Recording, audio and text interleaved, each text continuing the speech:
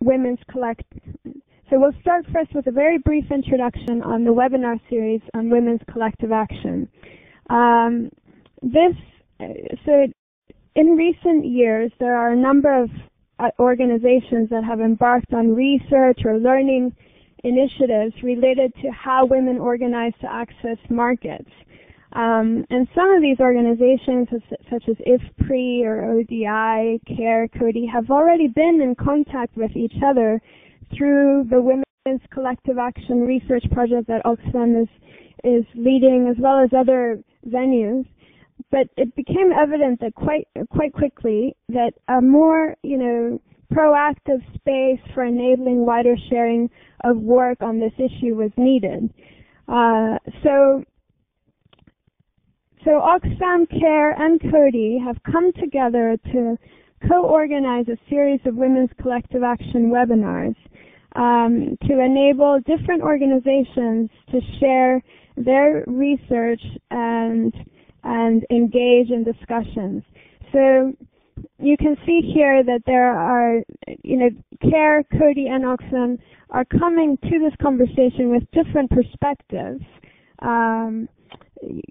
Oxfam's work on researching women's collective action, but you also have CARE, who's designed a pathways program to increase poor women, smallholders, farmers' productivity and empowerment in agricultural markets. And you also have CODI's work on researching member-based organizations and research on farmer organizations. So these are different pieces of work that the three organizations bring to the discussions on women's collective action, and we are hoping to bring other organizations into these discussions as well, and having other organizations lead and present their own work in future webinars.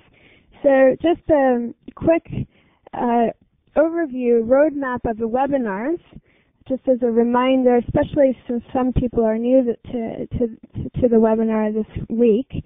Last week we had a webinar on conceptual framework.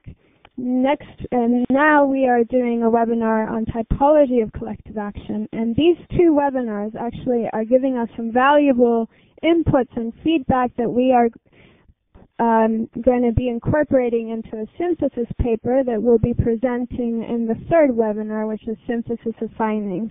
And this focuses mainly on the work that Oxfam has been doing in researching women's collective action in agricultural markets. And it's the theme for these three first webinars are tools for analyzing collective action. But the themes and topics for the future webinars will be are not identified yet, and so suggestions are welcome, and we really are looking for people who are interested in presenting their work. So please let us know if you are interested in that. So in terms of today's webinar, the main objectives are we want to be able to share with you the work that Oxfam has done so far on characterizing collective action and the strengths and limitations of that, and then also determine what this typology would be useful for in terms of informing practice and informing research. Like what are the best uses of this typology? And the last is to get feedback and suggestions for further developing the typology. And we have, so we will have two main presenters. The agenda for today, Sally Baden will start with a presentation on the work that Oxfam has done so far on the typology of women's collective action in agricultural markets. And then Anush Jain from CODI Institute will follow with a presentation on a typology that CODI has developed on microfinance organizations. And the purpose of this presentation is really to look at what are some of the lessons learned from this experience of developing a typology in microfinance that could be useful for understanding how to better developed the typology on women's collective action and how this typology could actually be used. And then we'll follow with comments and questions to stimulate discussion from Mary McVeigh from the Enterprise Development Kiosk and Ruth Vargas Hill from IFPRI. And interestingly, both of these commentators are based in Washington, D.C. And then we'll follow with a discussion in plenary and wrap up on next steps. So that's it for the agenda for today. I will pass on the floor now to Sally for her presentation on typology.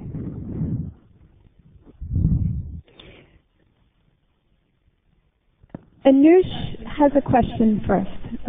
Hold on one second. Anush, go ahead. No, just a quick correction.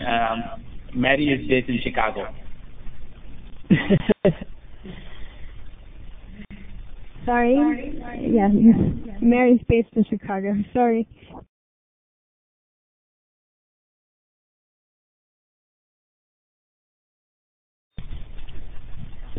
I seem to have come out.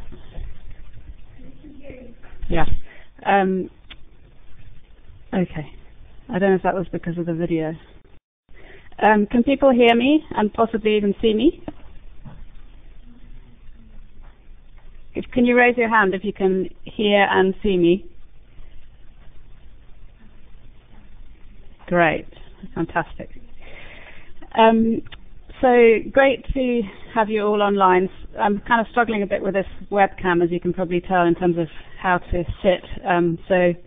It's not personal if I'm not looking at you. It's just that I can't figure out what the best position is yet.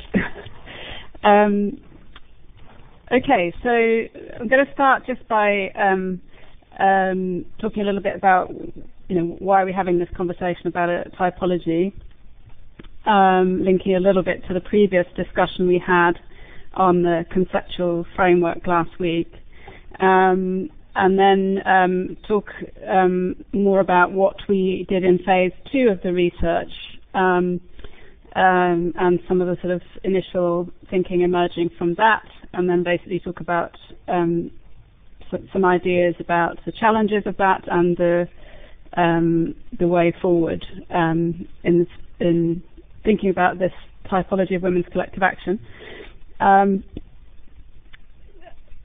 Just to say that there was a paper which came very, very late, so I'm not assuming that too many people have been able to look at it in any detail. But could you just raise your hand to indicate whether or not you received the document and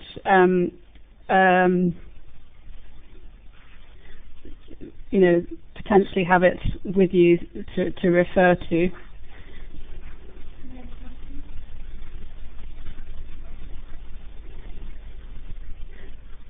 Okay, so it seems like, apart from Mary, who hasn't raised her hand, now she has. Okay, so I'm assuming that everyone has at least seen the document, and there was also another couple of slides that Anush had prepared, which were sent out. I'll go through the slides, but I'll pause occasionally in between sections just to check if there are any questions for clarification. But we're going to try and save the sort of main commentary and discussion for the end.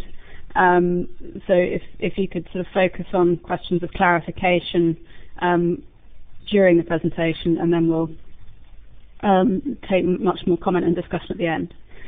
And just lastly to say that the paper was very much a sort of combined effort, and in particular was initially drafted by Karine Pionetti, who is also on the line, and we've collaborated on developing this short paper. So Karine was not able to attend the International Advisory Group meeting, but has been one of the two research advisors involved in phase 2 of the project. Karine, do you want to just briefly say hello? some of you from the last webinar, and I'm looking forward to your presentation. Sally and I may come up with comments, so I'm also here to answer questions if there are any. Thank you. Great. Okay, so why a typology of women's collective action? As you all know, we are researching women's collective action in agricultural markets. We're interested in developing a typology of collective action groups in this context because it's a tool which can help us perhaps to make sense of the complex reality that we're finding on the ground, which is that there are many different forms of collective action, and they vary greatly in their characteristics.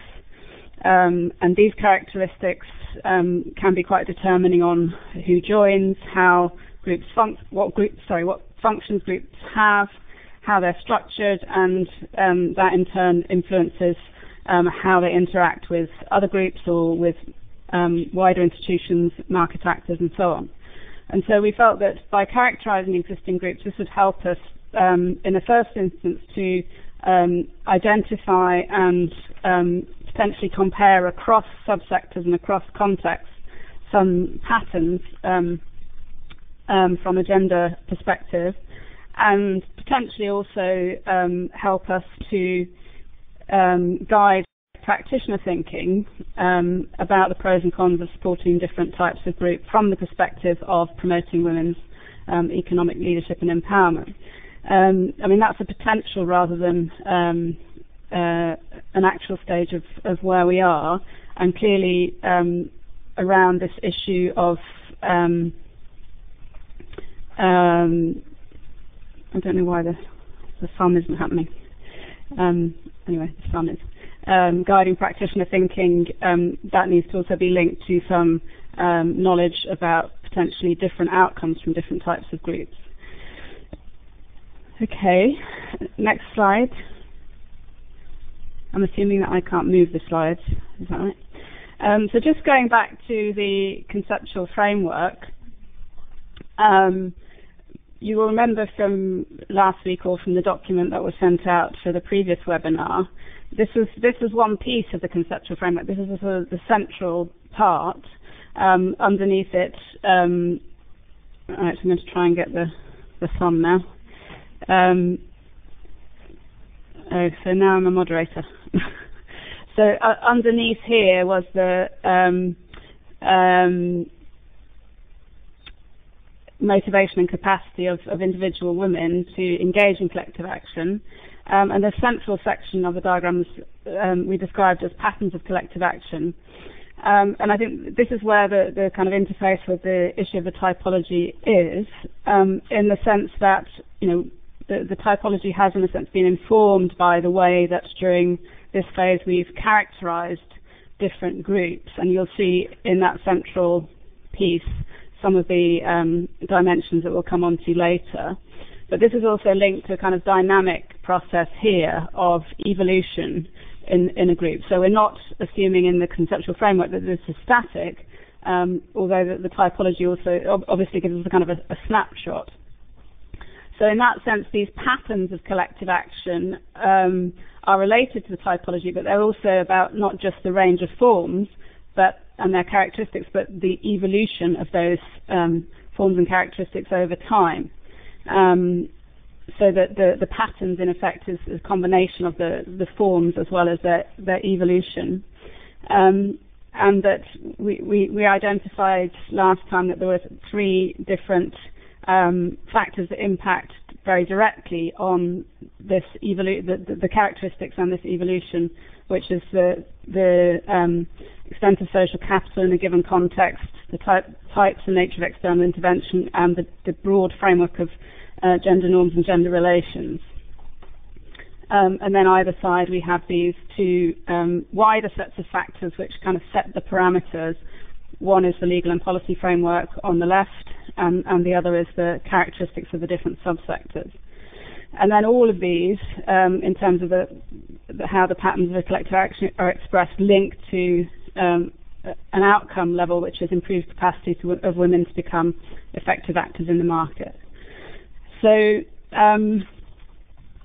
hopefully that gives some indication of how we see the typology linking to the conceptual framework. So it's a kind of a complementary tool, in a sense, that can help us to descriptively expand on this conceptual framework and begin to do some empirical analysis using the framework. Can you go to the next slide? Sorry, I'll just pause there and see if anyone has any questions of clarification before I launch into the next one. Just raise your hand if you want to intervene and ask a question at this point. Or, oh, okay. Sorry. Somebody, I think, raised their hand. Anush. No, Anush? It was me, actually, Alison here. Can I? Oh, okay. Can I just jump in? I just Sure. wanted to ask if any of those elements encompasses the whole question of incentive to organize. The policy environment, maybe. Yeah, I mean, I think there are different levels of that, and we did touch on it, I think, a little bit in the last discussion. Let me see if I go back. I think the incentive to organise could be actually linked to, you know, numbers of these different dimensions. So, you know, a very strong basis of social capital in a community of traditional forms of organisation may be something that is an incentive to be built on. External intervention is clearly, from our research so far, as well as the wider literature, something that can create an incentive. There are some subsectors where expanding market opportunities may provide an economic incentive and driver, combined sometimes with external intervention. And obviously the legal and policy framework, to the extent that facilitates or provides new opportunities for organising, or even government itself being a kind of promoter of certain forms of collective action, which we've certainly seen a lot of in the past. So I think it's not directly expressed as incentives, but I think all of those factors act on whether or not collective action happens, as well as the lower part of the diagram, which we don't see here, which is about the kind of individual motivations and capacities. Okay, thank you. Yeah, great. So going back on to the next slide. This is just setting out in a synthetic way the way that we try to begin to characterise different forms of collective action in the phase 2 of the research. So some of you have already seen this in the earlier research papers or the research methodology document. Basically, we fixed on these 4 key dimensions, which, well, we call this one characteristics, so that's sort of also to do with the functions of the organisation, the degree of women's involvement. My little bar is in the way. The degree of formality and the degree of external support. And the choice of these was partly informed by what we'd seen in phase 1, the initial mapping and literature review, partly by our sense of which aspects are really most crucial to understand from a gender perspective, and also trying to have a limited number of characteristics that could be generalizable and comparable across different contexts.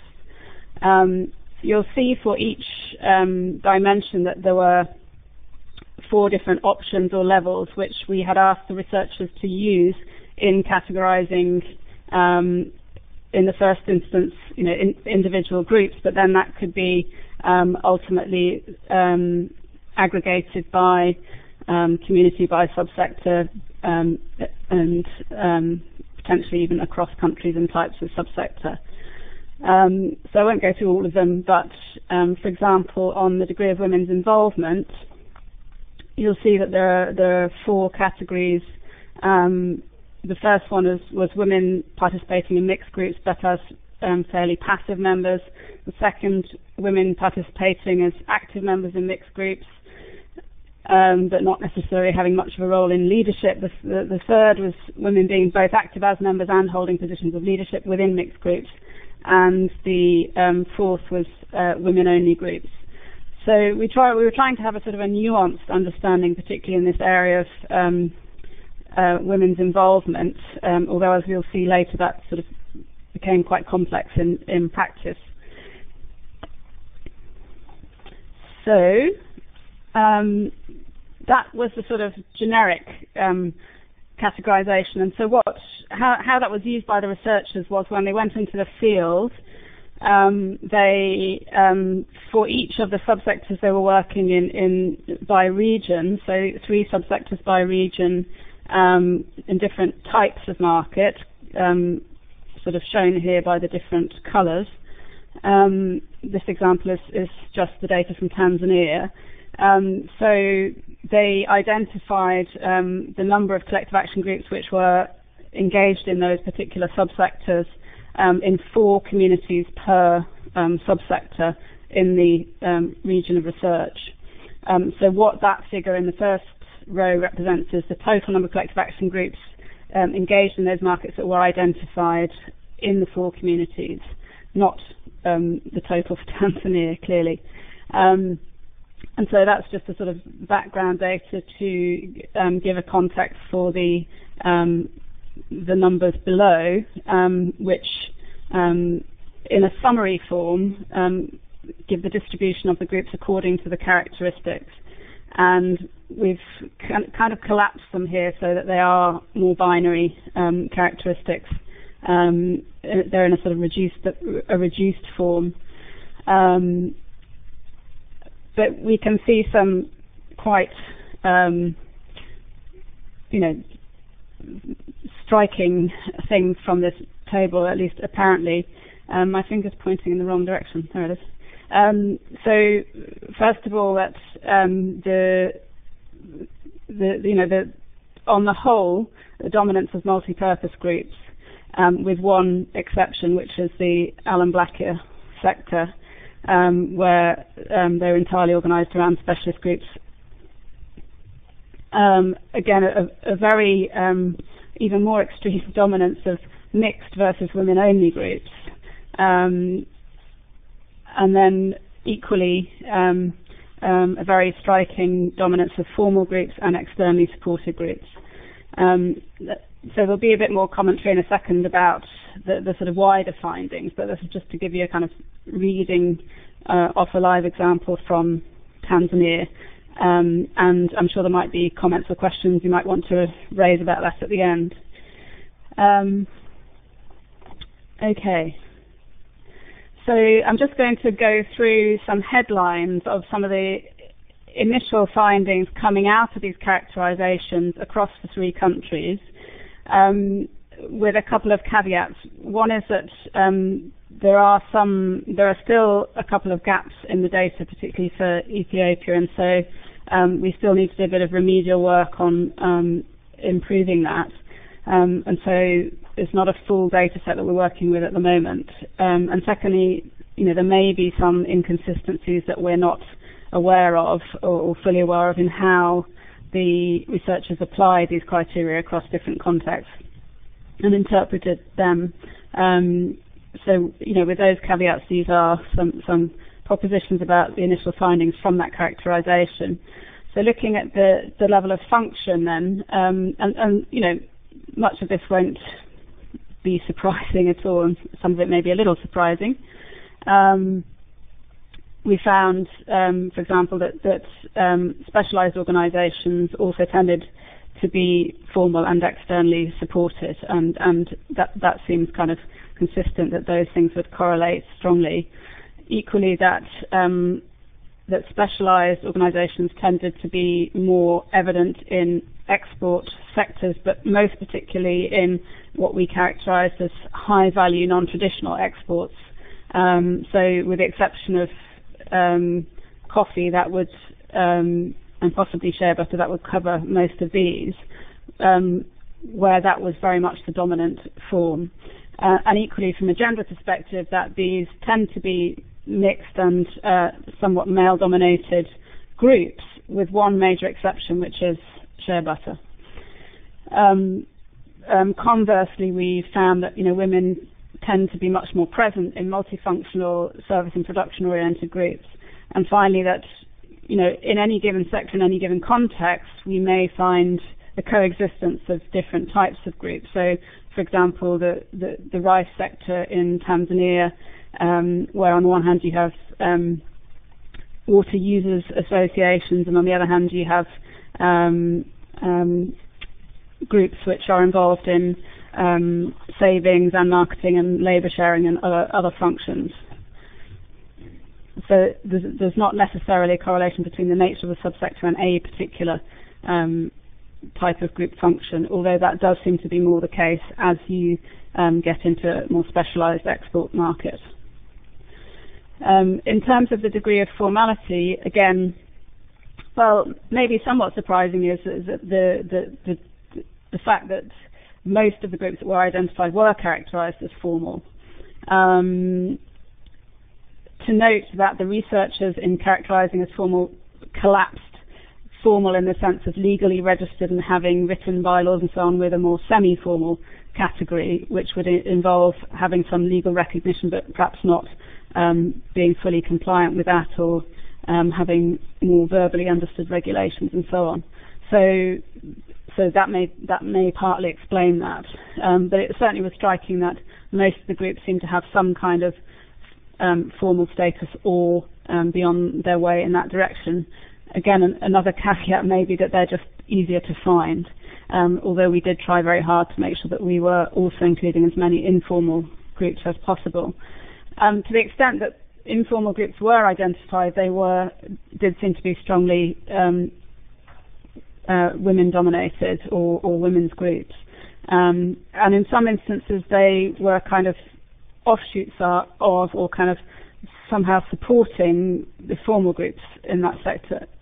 For example, in savings and credit, or purchasing of inputs, or labour sharing, etc., which were kind of informal mechanisms to increase women's capacity to engage in the more formal groups, perhaps. On degree of external support, again, very strikingly, there were extremely few examples of sort of autonomous, self-initiated groups that were identified, and they were in the sort of much less organised sectors like groundnuts, where they were the dominant form, and a few in local chicken in Tanzania. But some degree of external support did appear to be the norm. In terms of women's participation, as I already noted in the slide on Tanzania, we found a very low incidence, almost non-existence, of women's groups across the subsectors and communities studied in Tanzania, compared to Ethiopia and especially Mali, where there seemed to be a much larger number of women-only groups, particularly in certain subsectors, such as millet and sorghum, shea butter, groundnut, were the ones where women's groups were dominant. That also was the case for spices in Ethiopia. So there were some subsectors where women's groups were dominant, and in terms of the types of markets, we can see they're kind of staples or kind of traditional crops, and newer sort of higher value added export crops. So no one particular type of subsector necessarily.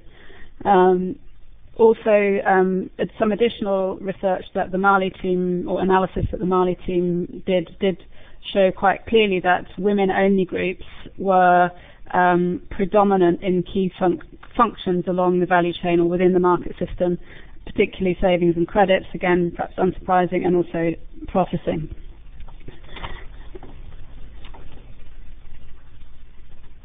So I'm just going to pause there and see, and obviously that's quite a lot of specific information, and we can certainly discuss those findings and whether they resonate with people or not later. For the moment, I'm just asking for any questions of clarification. If anything I've said seems unclear or muddled, or you just want to check something. Yogesh. Yeah, just one question.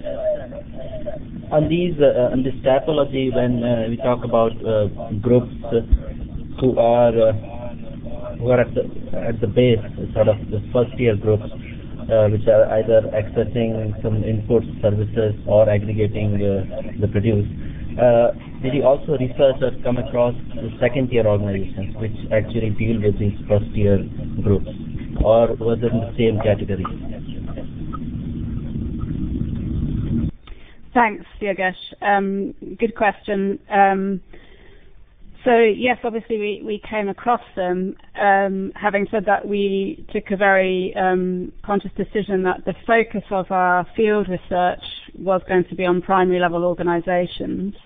And so how we have treated the sort of secondary level or apex organizations is that we have sort of seen them as the kind of external linkages or external support that primary organizations have. If I go back to the table, the sort of more detailed table, you'll see, I don't know if it's been summarized out, but oh no, it's here, sorry, degree of formality.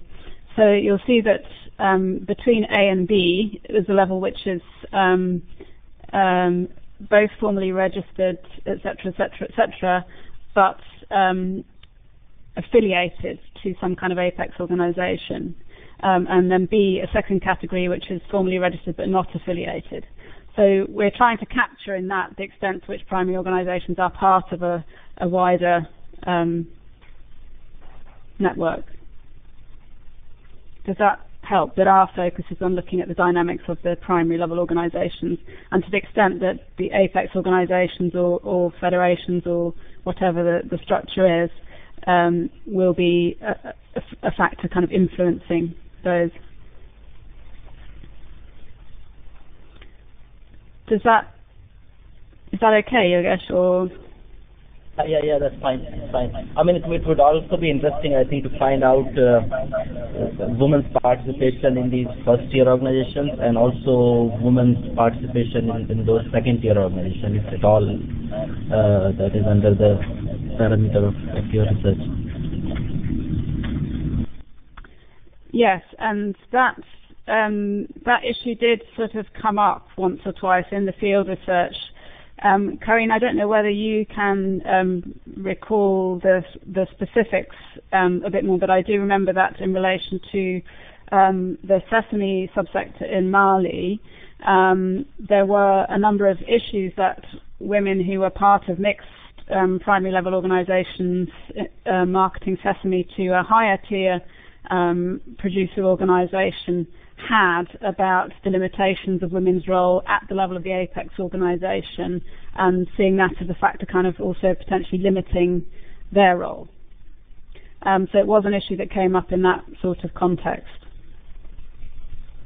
Okay, thanks. We add to that the reservations expressed by some women in how the organization was run, the lack of transparency, and the inability to influence rules. So there were a number of issues raised by women, but not that we didn't pursue that or explore that in great details, but there were some issues definitely. Yeah. Okay, so I'll go back to just talking briefly about a couple of the challenges. So these are kind of reflections on the attempts to apply, both the attempts to apply this in the field as well as the attempts to sort of analyze and interpret, not just relying on the primary data, but also looking at that in relation to the wider literature in relation to other sources on the countries concerned, and some of those are referred to in some detail in the country papers and summarized in the background paper.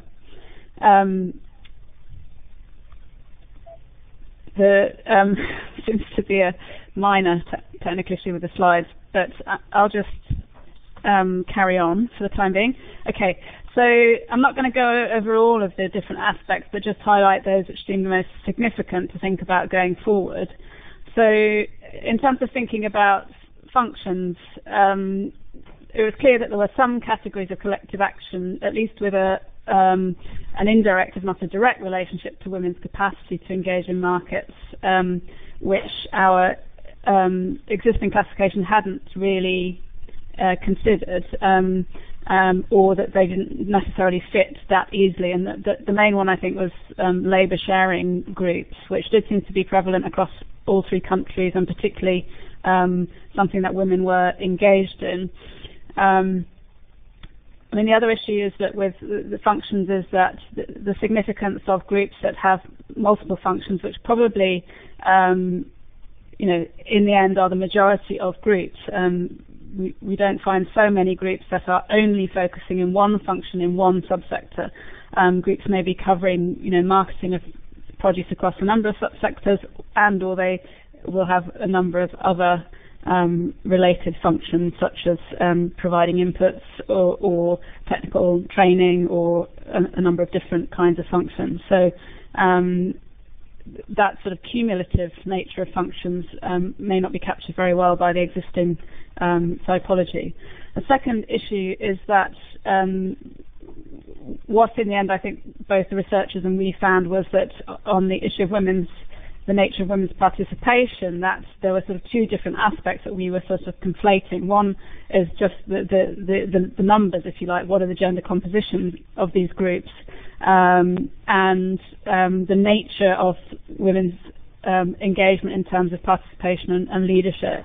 And I think some confusion has arisen around that, suggesting that we may need to sort of separate those categories out. Sorry, my phone is just really annoyingly stuttering.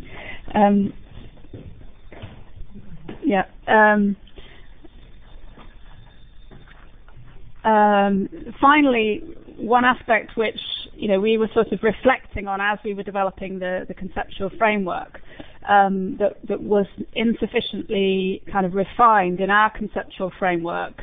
So if I kind of go back to that diagram, this linkage here, we had sort of back and forth discussions with Corinne and others about how we describe this linkage between the patterns of collective action and the characteristics of the subsector. And we didn't really resolve that very clearly in the conceptual framework. But as we were doing the work on the typology, excuse me, I've gone too far, what came up was this, and came through some of the other literature, in particular a recent paper that has been produced by CIAT for a sort of summary paper for Oxfam by CIAT, is this issue of that what is the nature of the relationship linking the group with the market. And that's clearly a fairly salient feature for our purposes, where what we're interested in is in market participation. And so we've just listed here from the existing study by CIAT some of the sort of possible types of possible types of market relationship. And I think although this isn't something that we consciously asked the researchers to collect information on, partly through the background information we have from the subsector mapping, we do have a sort of sense of how this relationship, certainly how it's worked in the different subsectors. So, for example, in subsectors like local chicken, maize, millet and sorghum, we're much more here. In subsectors like sesame, where it's basically a sort of monopoly of a producer organisation linked to an external buyer. In something like Alumblackia, it's really about the intervention of a key company coming in with some engagement with NGOs and others, and driving the creation of a new set of groups. And then in the vegetable sector in Tanzania, for example, we see these sort of networks of local groups.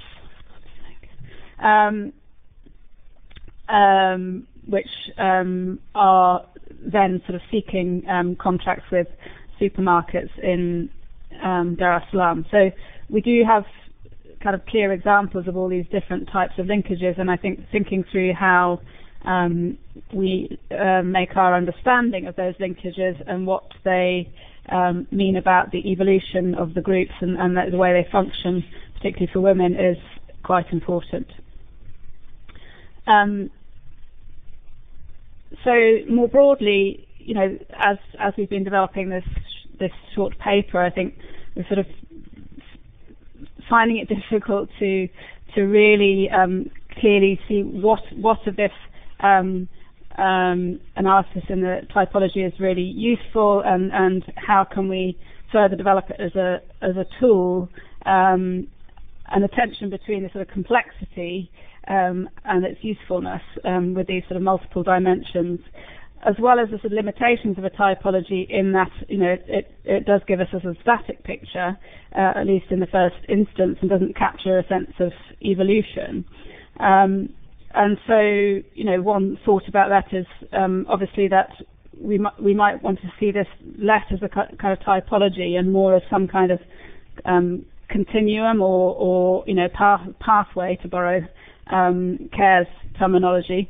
In fact, as we were doing this, I found myself increasingly, Andrea, thinking about words like clusters and pathways, which suddenly seem to make a lot of sense. Yeah. So just in terms of ways forward. So thinking about it in relation to the research. Obviously, we're trying to finalise the analysis coming out of phase 2 based on these categories, and we do have some more detailed information for most of the communities in most of the countries, which gives them a finer characterisation that we may be able to go back to. Okay, oh, I see. You can't see the pointer if I don't click it. Hard to know what you can and can't see. So that's for the phase 2 analysis, and perhaps, you know, going back and checking and triangulating some of the findings that seem more surprising or less intuitive.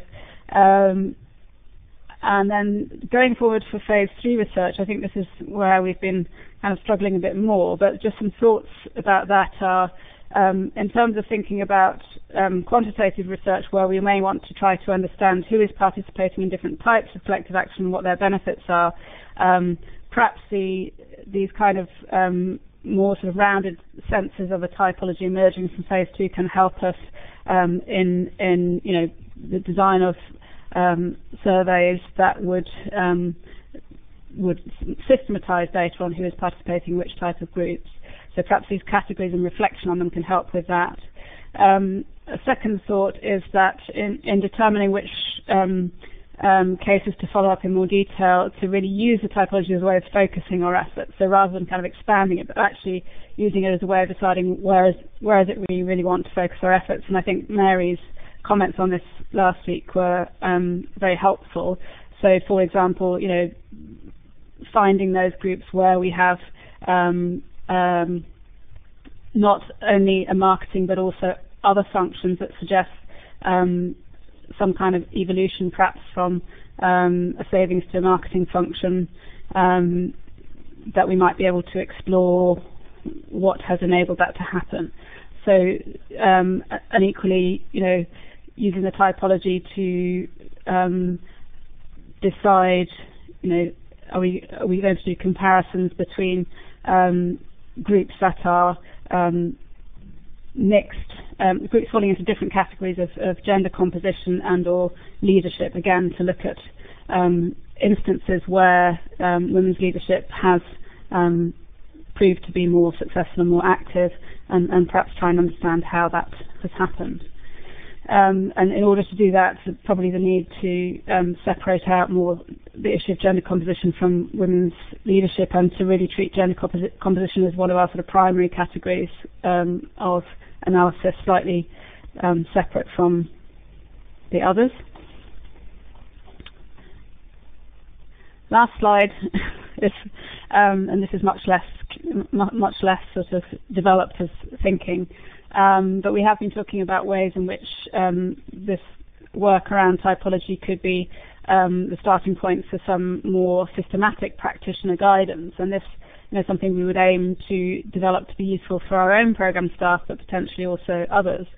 And the starting point for that is this idea of what types of organisation or ways of organising work to engage women in markets. So very much again with this markets focus, and how can practitioners support these different types of organisation, assuming that there's not a kind of one-size-fits-all intervention strategy.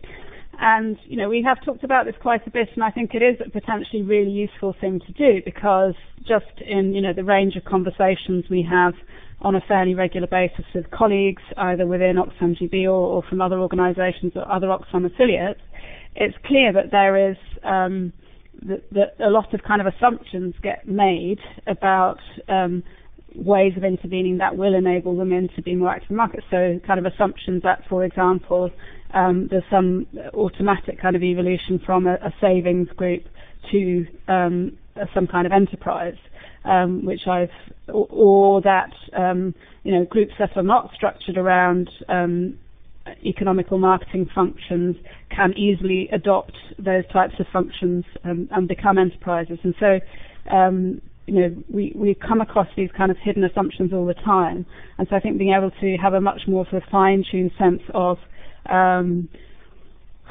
what, as Anish put it in an earlier discussion, what types of form are likely to be able to respond to different kinds of functions, and particularly the constraints that women especially may face in engaging with different types of organisation, could be really useful.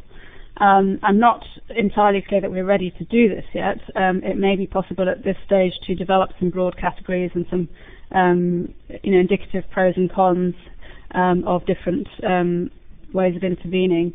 But I guess another question is then, is a typology per se the best tool? It may be part of the tool, but we may need more of a sense of kind of a continuum and an evolution as well, and what strategies help at what point in a group's evolution. Thank you very much for listening patiently. Again, I'll stop and see if there are any just quick questions for clarification, but we won't go into lots of discussion until we've also heard the other contributions. So at this stage, could you raise your hand if there are any clarifications or kind of really burning issues that you just need to flag before we proceed?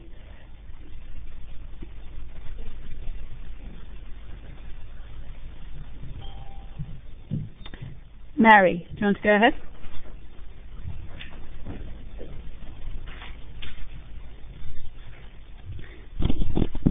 Mary, do you want to go ahead? Sorry, this is very minor. What is Alan Blackia? It's a tree. I mean, I only have a sketchy notion because I've never actually seen it. But it's a tree, and I'm now struggling to remember whether the thing that is harvested is, I guess it's the seeds or the seed pods. Is that right? And it has, I think, medicinal, pharmaceutical uses. It is, and it's currently, there are commercial markets in that developing. I'm aware of that in the Tanga region of Tanzania, which is where we've come across it, where there's quite a big collaboration going on with, I think, a Unilever-backed initiative called the Novella Partnership. Can provide more details later if others can't remember more details now. Karine, do you have any more detailed recollection than that? That's fine. I don't want to take us off track. I just understand anything. This is a clarification point. Yeah. I was just going to add that it's an important product from a nutritional perspective in terms of replacing fatty products. But I won't go into the details. Okay. So I'll if there are no other clarification points, I'll hand back to Claudia, and I'll turn my video off as well. Thank you, Sally. That's a great base for the discussion that we'll have later. We'll pass the floor on to Anush now, who will share with us the typology and microfinance organizations that Cody has developed and some lessons learned or different relationships that he has identified between elements that may be useful for the typology on collective action as we move forward with that. So thanks, Anush. Floor over to you. Thanks, Claudia. Fascinating presentation, Sally. There's so much packed into it. I feel as if I'll be in the way to the very rich discussion that should happen on the research work that you have done. So I'll try and be short, just to provide a reference point and get back to some of the questions people might have.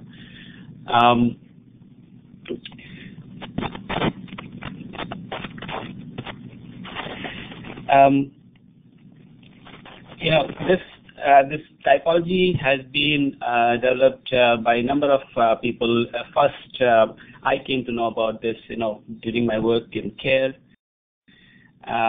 way back in 95, 96, when we were still trying to understand, how what kind of microfinance operations exist, and even within care and outside.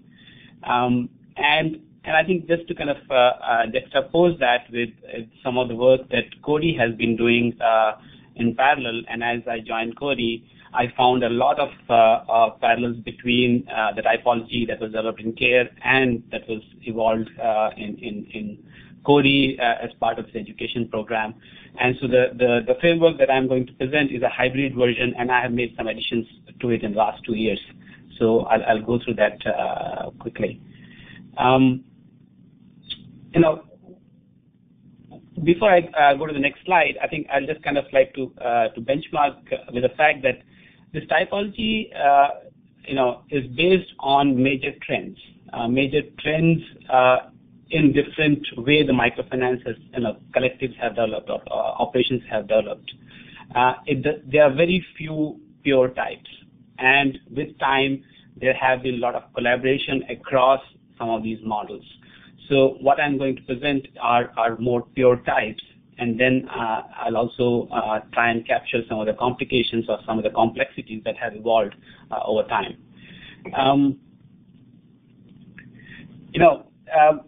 This slide is slightly a digression from the typology question, which is a program design framework, again, being developed and evolved in our CARES work, where this is a matrix, where the program section, the program row, this row, often is a determinant of what the context is.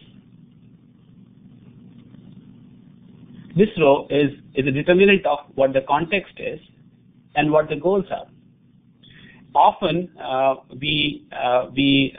many programs make a mistake of starting with the approach and not looking at what the context is and what the member profile is. And so this program design somehow forces the program designer to look at where the microfinance program is being developed and provided for, and only then decides on what the approach of the microfinance should be.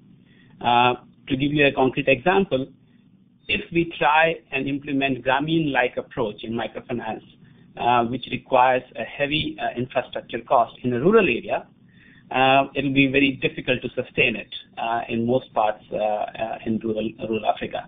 And hence, that's why the community-based microfinance approach is becoming much more popular in Africa. I'll come back to this point of how this framework goes with the typology that I'm going to present in a minute. Broadly, as it has evolved in a simple form, microfinance operations can be broadly divided in two schools. One is what is known as MFI, or banks or institutional approach, microfinance institutional approach, which is much more known in the public psyche as Grameen Bank or SKS in India, or Bank Rakyat in Indonesia, or Axion and others. And then there are other forms which are known as member-owned institutions or member-based community-based institutions. I'll focus on this community-based institution because that's more relevant for the topic today. These two can be further divided into two predominant categories. The institutional approach are, of course, banks and microfinance institutions, but the community-based approach can be either formal or informal. In the formal category, we have large credit unions and cooperatives, and large cooperatives, and some of the smaller savings and credit cooperatives and rural savings and credit associations, very popular in many parts of Eastern Africa, Kenya, Tanzania, Uganda, even Ethiopia. In Kenya, they are called financial services associations. Both of these organizations are registered. They are supervised by cooperative authorities. The key difference between these two forms is that credit unions tend to be much larger and open-ended in terms of who can join credit unions. And some of you might know these models evolved originally in Germany, in Ireland, and then in Canada, and have been very popular and have been very successful in competing with the mainstream banking institutions. Whereas SACCOs and rural savings and credit associations tend to be much more smaller, often federated, but the primary groups are much more smaller, but still can be anywhere between 100 to 500 members. And their basic function is to provide savings products and provide loan products, mostly productive loans only.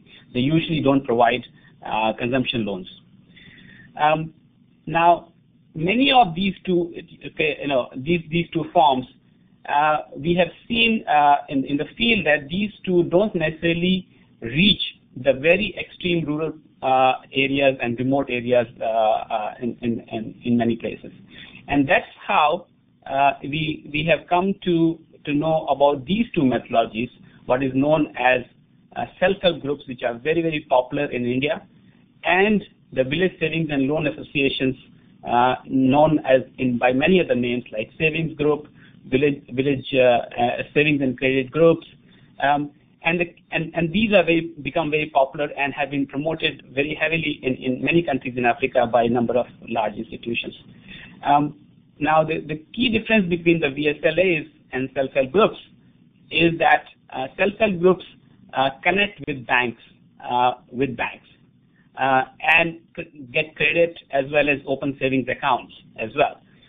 Whereas the village savings and loan associations in many parts of very remote Africa, where the economics is not, the economic growth is not high, the economic opportunities are not there, and so they tend to just operate on savings amount only, and they don't connect with any formal institution at all. So in developing this typology, what is useful for the practitioner from a practitioner point of view is that what methodology is appropriate and useful for what context, and for offering what products and services. For example, the VSLA is very, very useful in helping members to do small savings. They're extremely poor people. Often it's confined to only women membership and very few mixed groups. And whereas in the self-help group, the reason why self-help group need to connect with banks is that they are popular in India, where we have seen large economic growth happening, and many poor communities in the village are now able to connect and take advantage of those economic opportunities. And if we see the SACCOs in East Africa, they have evolved. I would suggest, and this is probably not the whole truth, but predominantly they have evolved because of state and the governments treating them, forming them, promoting them, and treating them as one of the major vehicles for delivering agriculture credit, other forms of services. So they have become a vehicle for state to deliver their development programs. And hence, often we will find in SACCOs that they are not necessarily member-owned or member-governed completely, and hence we have found their governance structures weak often. And credit unions and large cooperatives have not been very successful in many developing countries. Especially, they have not been able to compete with banks as much as in the developed country like Canada or in Germany. Two more points to just explain this typology. One, within this SACCO and LUSACCO methodology, and even in some cases in self-help group, what we are seeing is that these groups are now evolving, from only financial service providers to multi-purpose service providers. In fact, many of the SACCOs, many of the same subsector-based small cooperatives are providing financial services also. And this is where the most confusion is in terms of typology, as we discuss and explain in our class. Second area that I would like to point out to is the federation,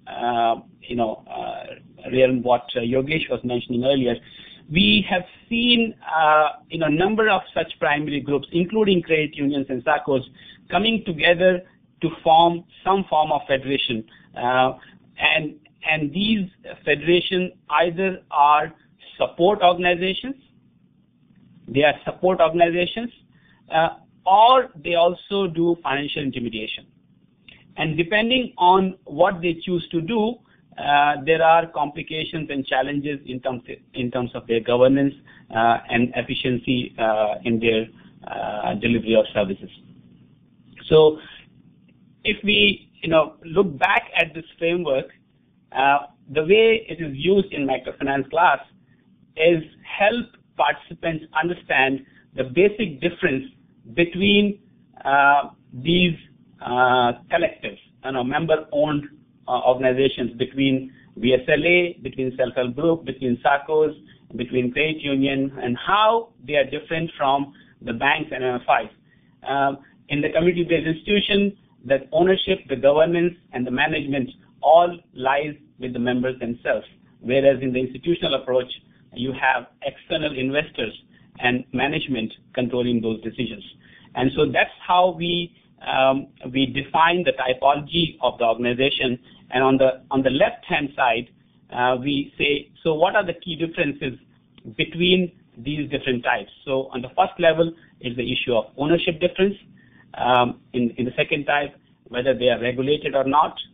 In the third category, whether the consolidation is happening for financial services or as a support organization, and what is the level of aggregation we want to create or it gets created in financial services. At this level, the key difference between these two is the size of the primary group and membership and geographical coverage. At this level, we define whether these organizations are offering just financial services or multiple services. And at this level, the key difference is whether the VSLAs, VSLAs are offering only savings and credit, and there's no external link, whereas in self-help groups, there are external links to the banks and MFIs to provide credit as well as open the savings account. Now, as this framework gets used, each type is having best practices evolved in it. So if you are following if going back to the design framework, if my context and member profile is in rural areas where economic opportunities are not that many, if I start delivering credit, chances are that I will not go very far. Whereas if my member profile is in urban areas and I just offer savings, chances are that their needs of financial services will not be satisfied. So this, and I don't want to go into a lot of detail as to how this framework connects with the typology, but to just highlight a key point that this typology goes with the program design framework to see which type of organization fit what context and for what purpose, and what are the best practices that a program designer and implementer must follow to make them most effective. And just to repeat, the most confusion that happens is in the multi-purpose organizations, where as you expand the number of services offered in these organizations, there is members tend to, the management structure becomes complex, members tend to lose control over the products and services, and their governance oversight becomes weaker, relatively speaking. So I'll stop there. I don't know whether it was clear or not. In fact, let me ask any clarification question right now.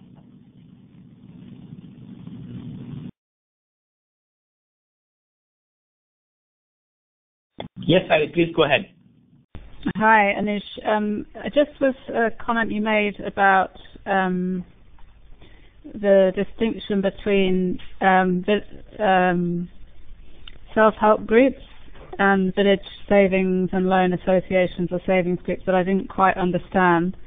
When you said that self-help groups tend to be linked to formal financial institutions, and I didn't know whether that was kind of a context-specific thing, because we've talked about that, for example, in relation to a specific kind of phenomenon of self-help groups in India, or whether that's something more widespread. It's just something that doesn't feel very familiar to me. Okay. No, actually, you're right. As I was, I think, trying to say, there are not many pure types left anymore. Some of the promoting organizations in Africa who are promoting savings group and VSLA methodology, likes of CARE, Oxfam, Plan International, IFN Foundation, and many other local organizations.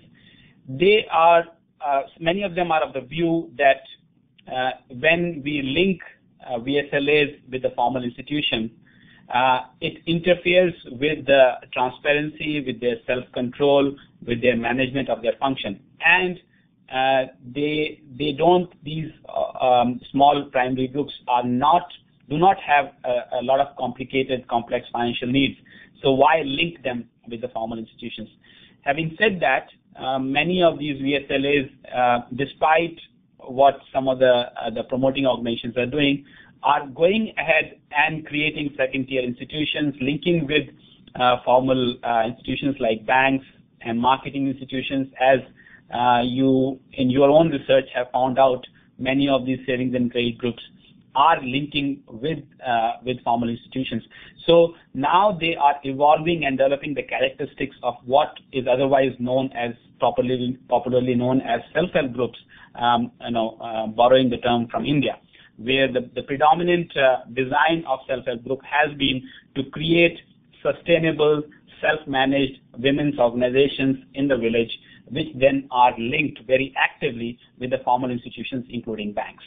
So these are the terms are become very fuzzy, but these are the original terms.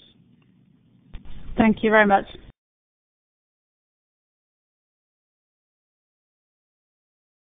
I think if there are no other questions, I would just like to say one or two things connecting this with your presentation, Sally. that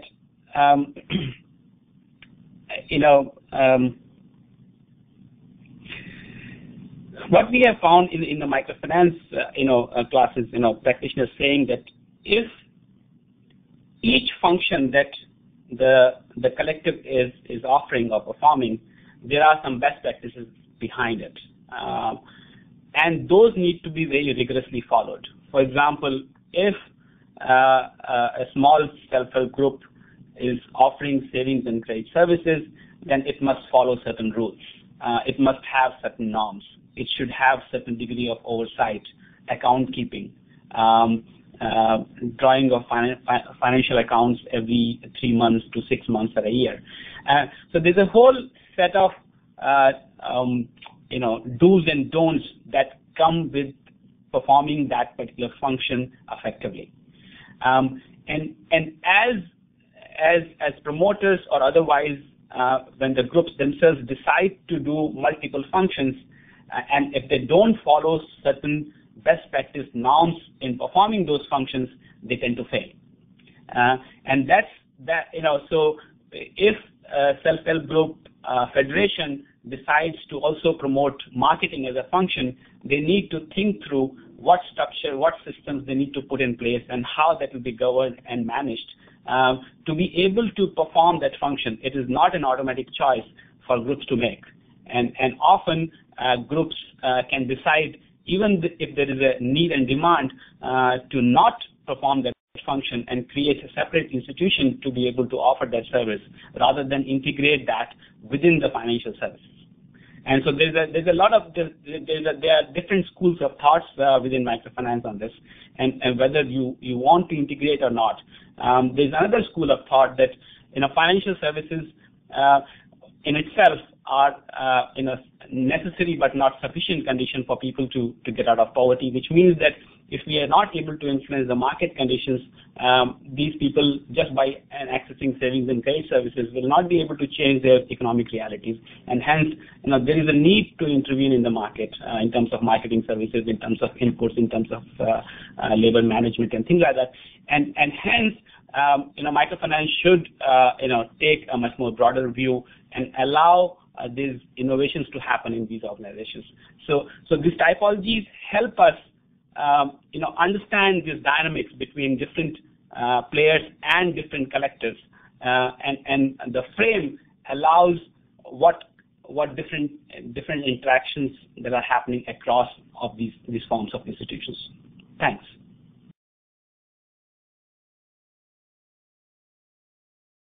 Maybe Claudia, you want to take it from here?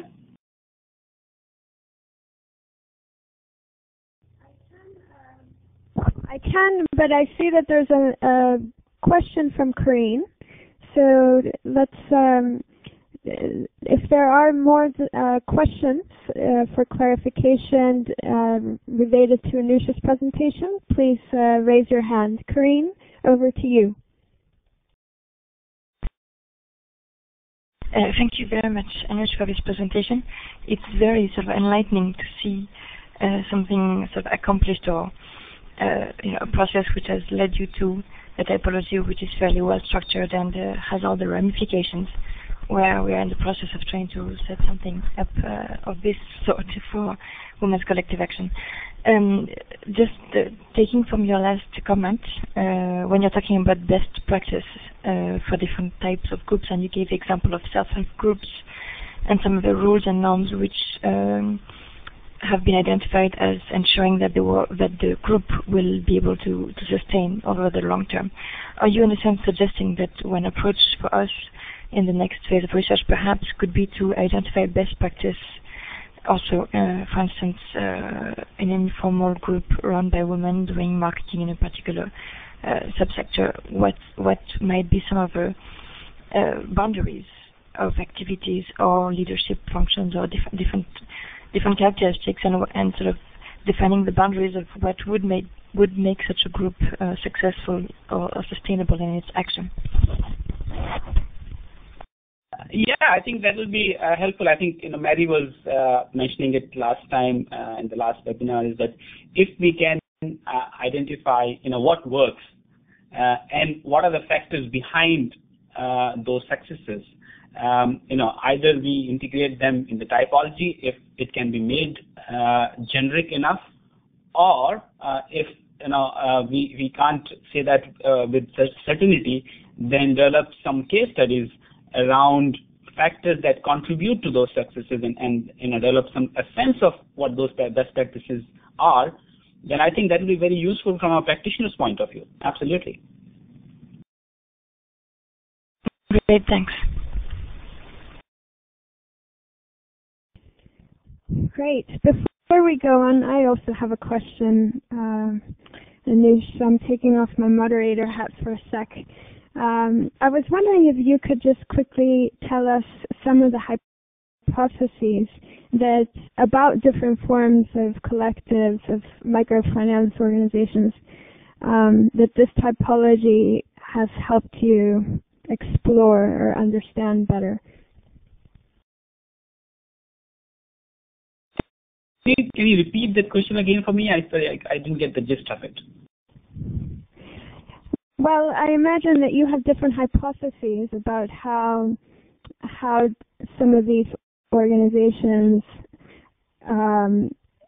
work better, right? How they can, the different perhaps relationships between different characteristics. So I was just wondering if you could tell us some of those insights, some of those hypotheses that you might have uncovered through this typology. Right. Now, thanks. I think very good question, Claudia. One of the things that we have really discovered is that credit unions and SACCOs are very formal institutions, often promoted and overseen by the state, and because they are also vehicles for as a development vehicle and delivery vehicles for the state subsidy, they tend to be controlled by the power that be in the local setting, and often dominated by men.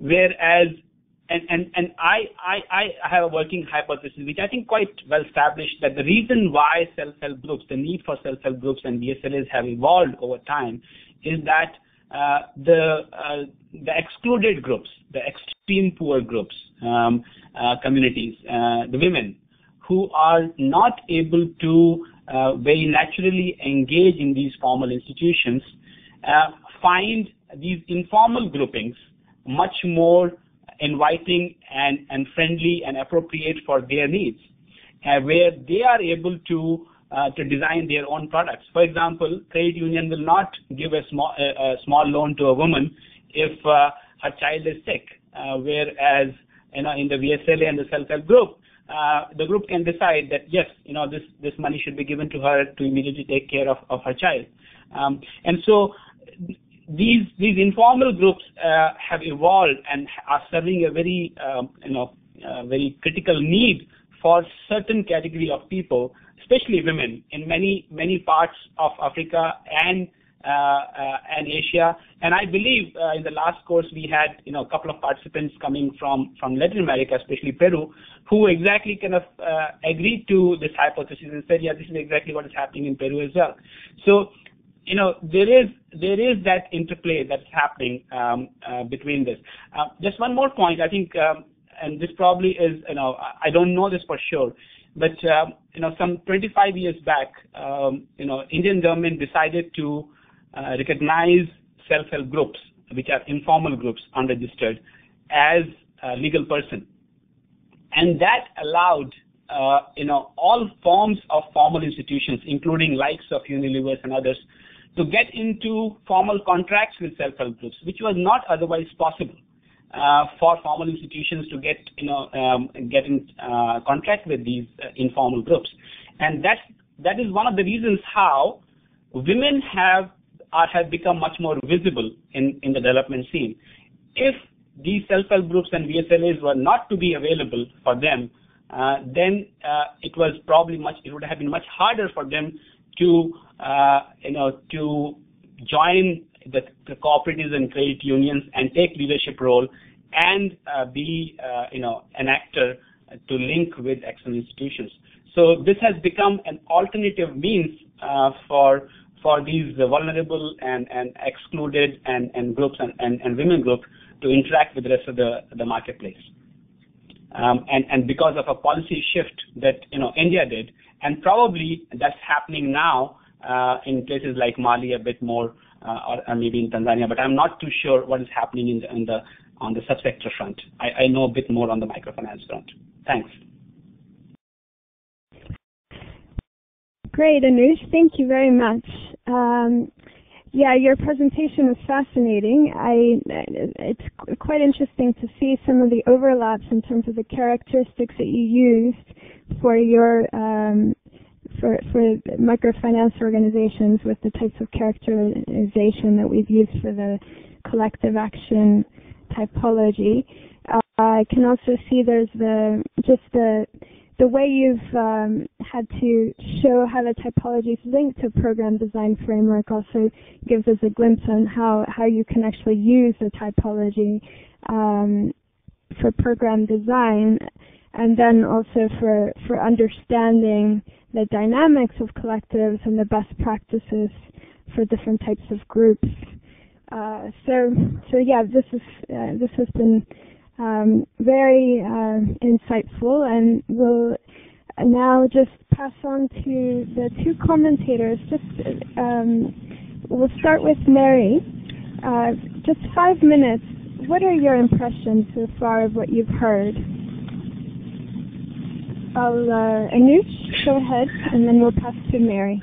Sorry, I think just one last point. I think just to capture what Sally was saying, the dynamic nature of this framework.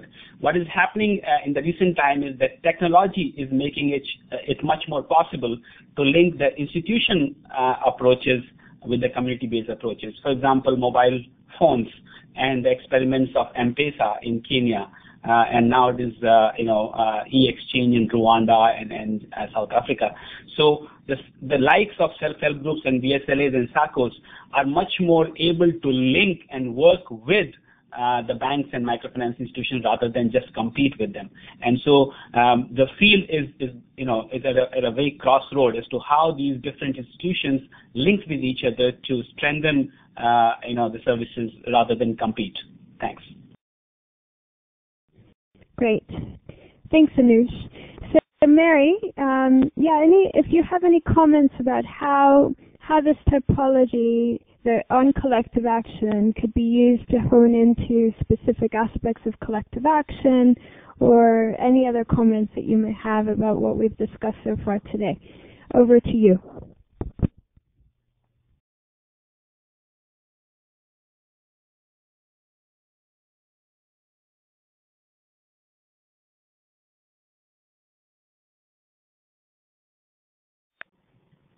Hi, can I be seen and heard? Can I have some hands up if you can see and hear me?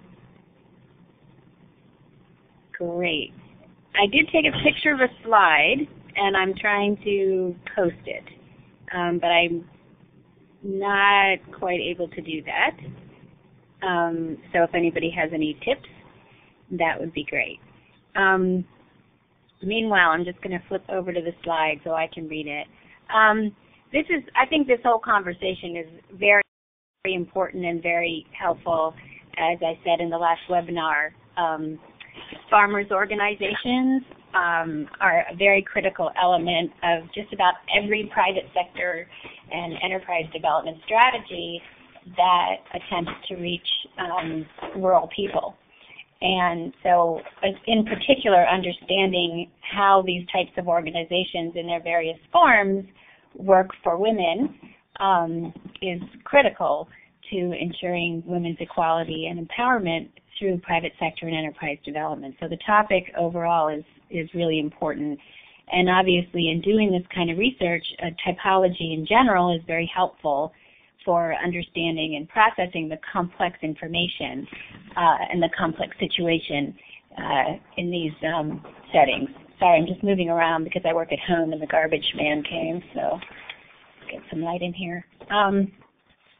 The the typology that you're presenting, it feels very comfortable, it feels very real, it feels very true. So I think that the challenge at this point is figuring out how we can adapt it to being the most useful. So for me, the key question that I want to hear more about in this research is, what is the research question? What are the hypotheses? And then that will in turn help focus the framework and the typology. So you have your big picture idea of what this is about, but it's really time to get more specific, and I have some suggestions along those lines. I just wish you guys could see my PowerPoint. Is there any way that we can do that? Yeah, Mary, you should see a load content button at the top right-hand side of your page. Got it. Oh, okay. Is there a way you can just see my screen, or I have to load the content? No, you can press on this application sharing button, which is great. There we go. This is good. Sorry. Thanks, and sorry for moving around, just trying to get some quiet. There we go. Can you see that PowerPoint? Yes, we can. Great. Okay. So I'm on sort of what are the research questions. And I'll get back to that in a second, and I'm sorry, I don't want to take too much time, but I just want to circle back around a little bit to the last webinar and the framework, the framework in the way that it was presented today.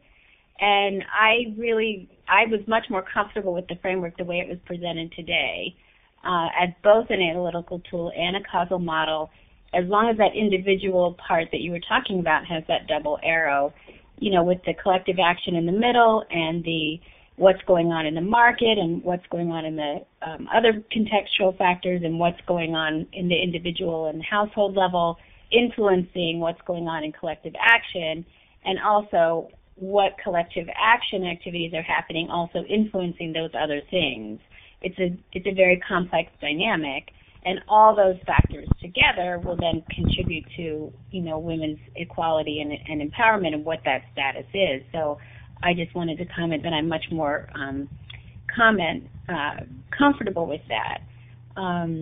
For example, one of your challenges, I think, in your typology was, do you need to think about in the typology how the group is linking to the market?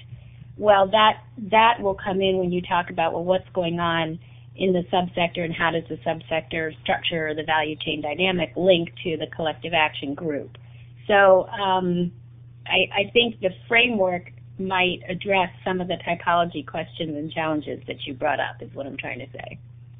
And then I just wanted to endorse the program design framework that Anuj was talking about, and that really covers a lot of the comments that I was making last time about the importance of context, and kind of, we don't want to start and end with an analysis of the women's group. It's really critical to understand have the context drive what we're doing programmatically, and one type of group would be perfect in one context and not perfect in another context.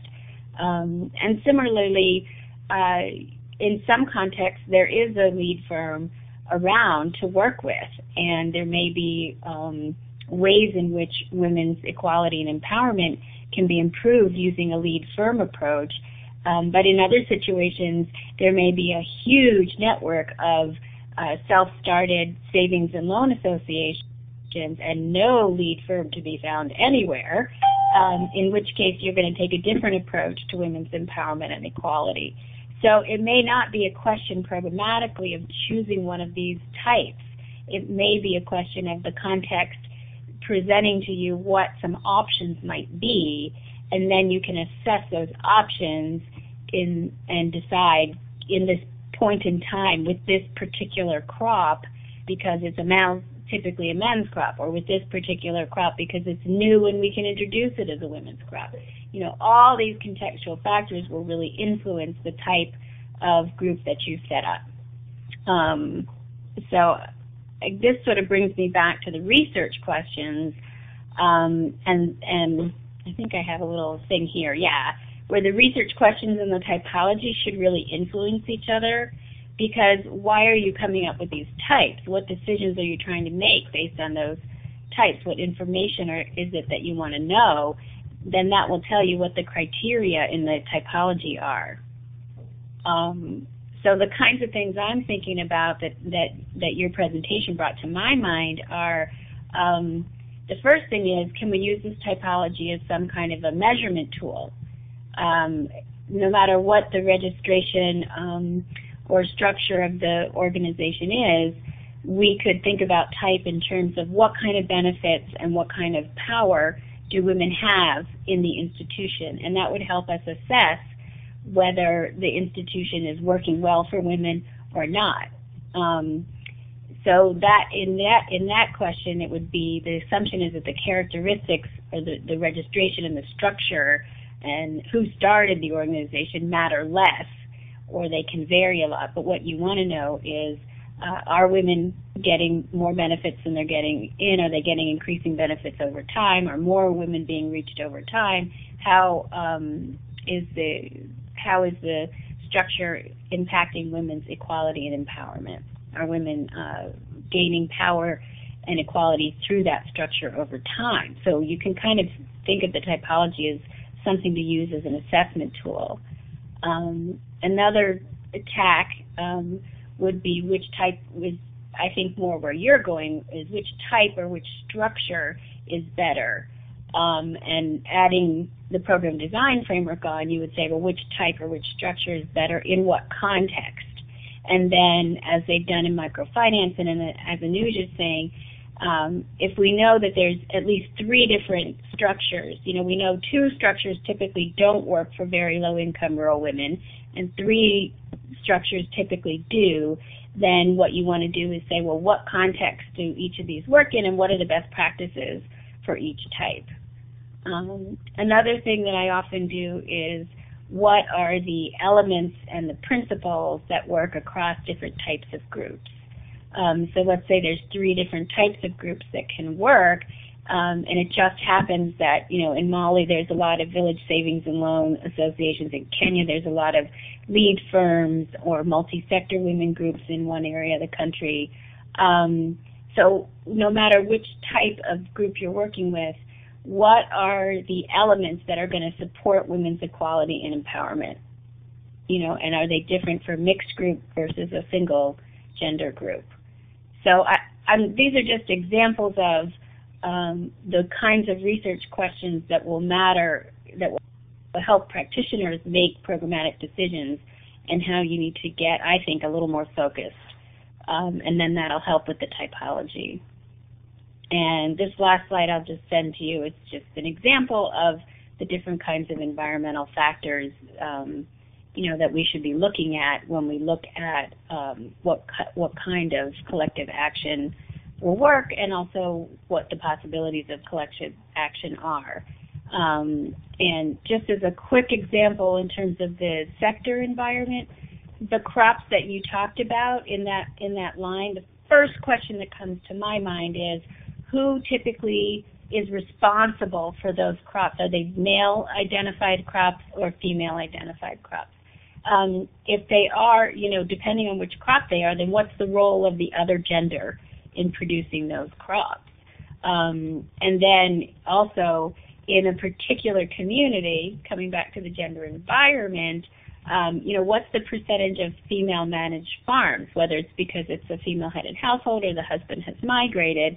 And on those female-headed farms, are those women producing the male-identified crops or not?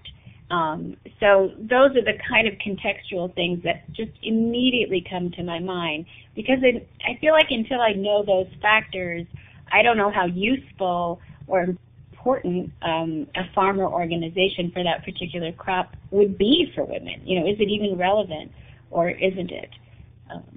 So I think that's probably more than 5 minutes, so I will end there. Now, do I have to turn things back over to you guys? Let's see. Well, I don't want to show you all that. I just want to get back to the screen.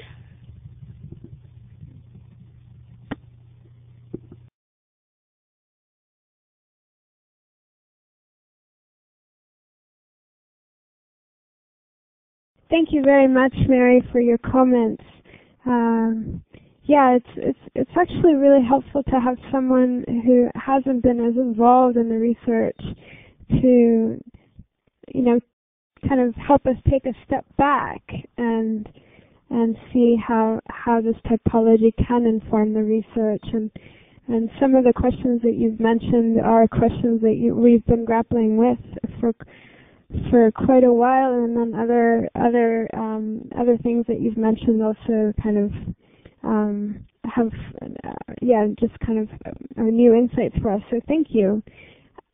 I'd like to introduce now Ruth Vargas Hill, who's from IFPRI, who will tell us a bit, based on the strengths and some of the challenges that Sally mentioned in her presentation about typology, what are some of the areas that you think we should develop further in the typology, or any other comments you may have. Over to you, Ruth. Thank you.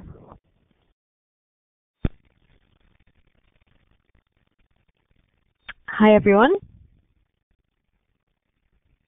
I hope you can all hear and see me okay. Could you raise your hands if you can?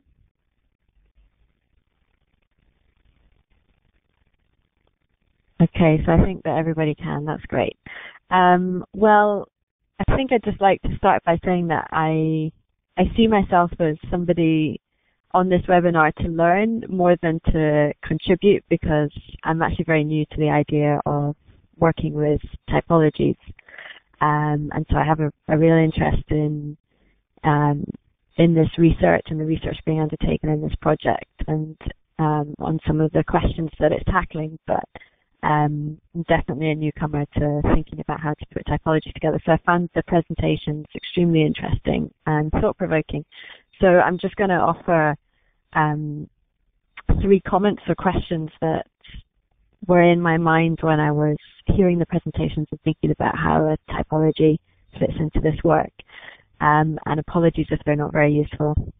So first, it's trying to think about a distinction between having categories to describe the types of groups being found, and then having a typology which perhaps is a bit more than this, which allows us to draw distinctions and highlight different types of groups that require different types of engagement. And a sort of a typology that allows us, in drawing the distinctions, to lend weight to some hypotheses or to disprove others. So I thought that the approach that's been taken thus far on the 4 dimensions and the different aspects, different scale on those dimensions, was perhaps more categories to help describe, and that there were some additional dimensions that might be useful for that, that Sally mentioned in her presentation, such as thinking about the nature of the relationship with the markets that a group has. Okay, something just beeped and I'm not sure why. Andrea, do you have something you wanted to add?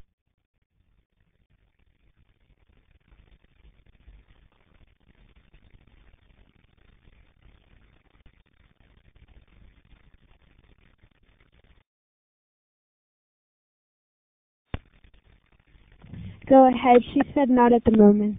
Okay, great. Thank I just you. saw that now. Thanks. So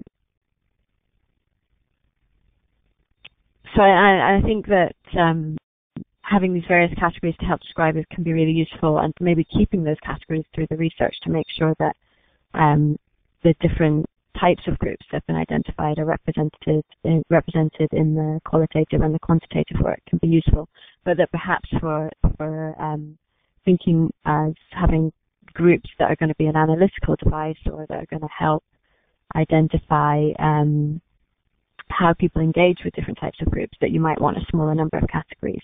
And so then the question is, well, what are the dimensions upon which the typology should fall out? And I felt that in a way you sort of a little bit, and maybe this is, as I said, I'm learning about typology, so I'm not sure this is the way to think about it, but to some extent you sort of want a little bit of the answer to the question before the typologies are finally decided, it seems that you want to know, or what's going to be most useful is to know some of the important dimensions that are going to affect how groups help women access markets, so that you know that you're building typologies along those dimensions. And then some of these dimensions might be some of the categories that have already been mentioned.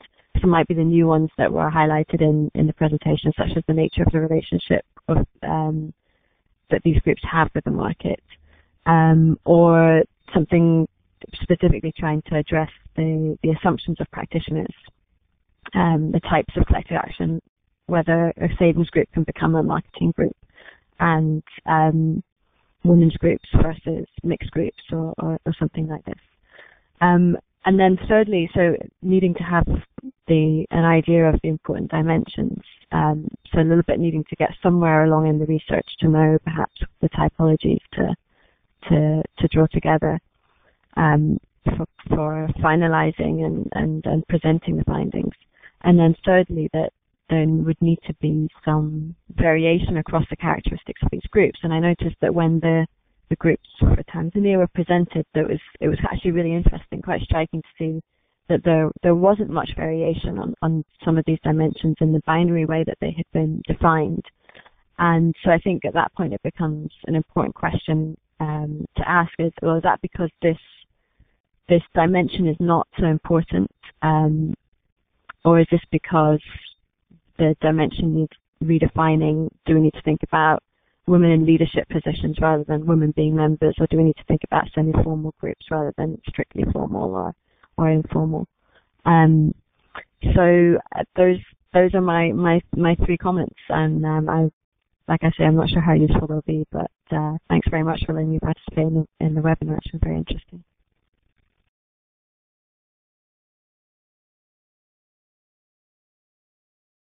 Thank you, Ruth. Your comments are very helpful, I have to say. Both yours and Mary's.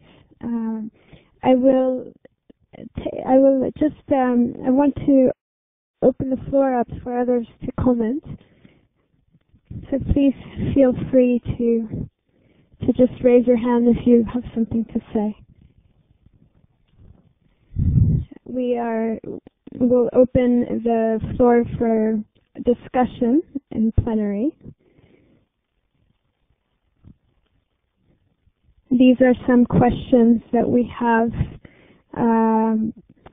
just as food for thought. You can see that just what aspects of the typology of collective action in agricultural markets resonate with you?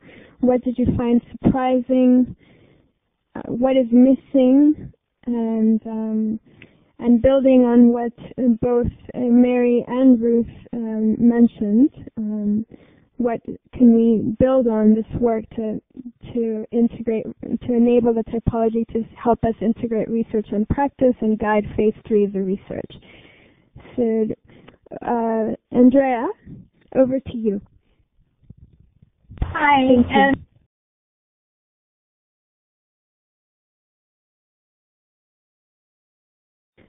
Sorry, Andrea, we can't hear you.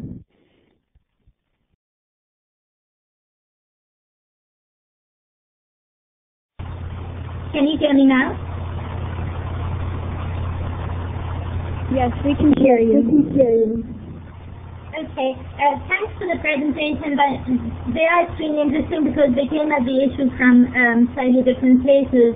I wanted to just say something about I think it was Sally's comment about the use of the typology, and I found just the initial presentation laying out some of these factors that are really important in understanding groups, quite important for our work going forward, because not all practitioners come in with such a comprehensive understanding of collectives and groups and what's affected them, and some of the trends that have emerged and are emerging. And so what I find most useful about this discussion really is highlighting the factors and some of how these factors have evolved over time. I think what would be really quite useful in putting the, some elements of the typology forward is being quite explicit on how it could be used.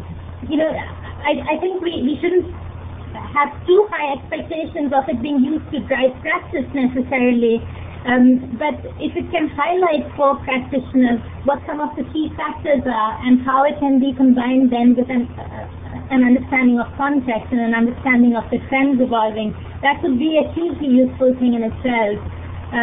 We've been talking about our learning agenda around selective action for pathways, and one of the entry points that is being suggested is, to use our understanding of smallholder women and look at the pathways they are following and what role collectives play in their pathways toward more secure livelihoods. So what this sort of psychology then adds to that sort of learning agenda is pointing out to some of the factors we would try to really pay attention to in the pathways women take, as well as some of this detailing understanding of the different groups out there. Because the other thing that struck me as Anuj was speaking was also the issue of performance and understanding how a group is doing in terms of performance as against its purpose and objectives is quite important. So, that's sort of a confused comment, but I think the gist of what I'm saying is that I think this analysis really does highlight what factors to pay attention to. It really does need to be combined with context, and I think it's extremely useful in going forward.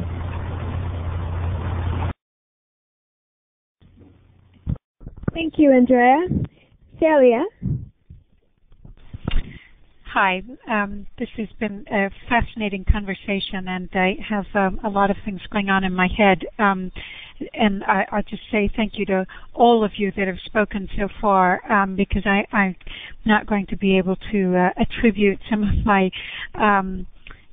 thoughts to each one of you as I go along. I think that it's very interesting what several of you are saying about the use of the typology and the research questions, and the distinction just made about whether we are describing what's there and that level of description or characteristics versus the key factors which we want to identify or investigate across different categories to see whether they end up being the key factors of success or best practice or not. So in some ways I feel like the degree of women's involvement, the degree of formality, yes, we are going to want to compare those, because those have been big questions to us or to this research about, what works best. But then when I think about what I'm curious about understanding in terms of key factors, I get down to a much more detailed level. Yes, we need to include the relationship to the market. And is it, as the paper said, a difference between the level or type of partner or interlocutor, whether it's a second or third tier organization or a bank or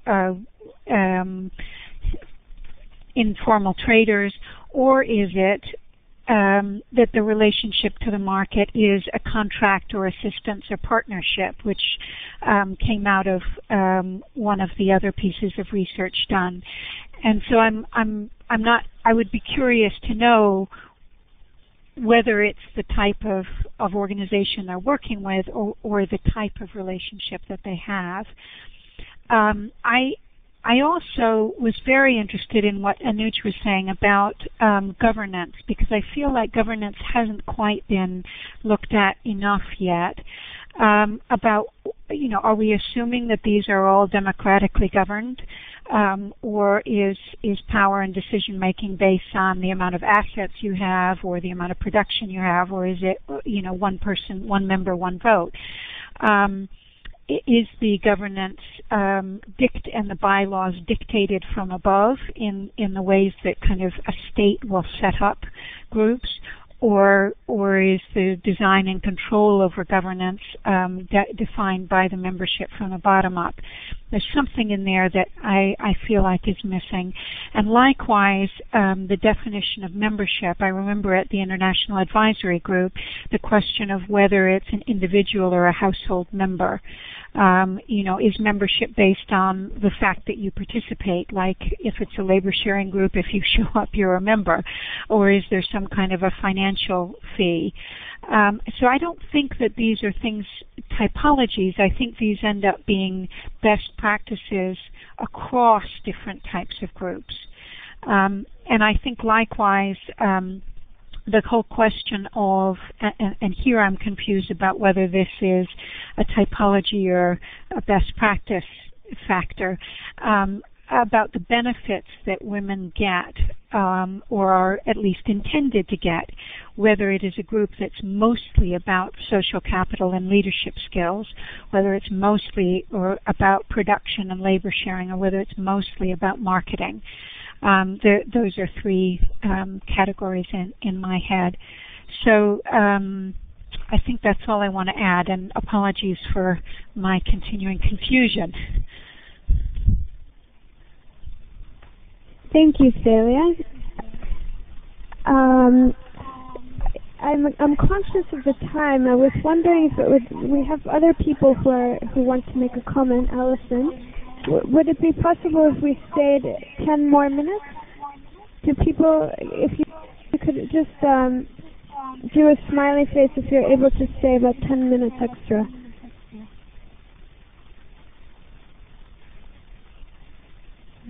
Great. Okay. So let's, Alison, over to you. Thank you. Hi there. Can everyone hear me? Yes. Yeah, okay, that's great. Well, I just wanted to compliment everybody on their presentations and comments. And what I think we're doing here is picking up on a very long process that Oxfam GB has started, where you've tried to distill a huge amount of knowledge about women's collective action and tried to organize that into these different typologies. And now what we're finding is that, of course, everybody wants to now nuance this typology in order to be faithful to all these many different factors that influence women's empowerment. So I think this is a very natural process.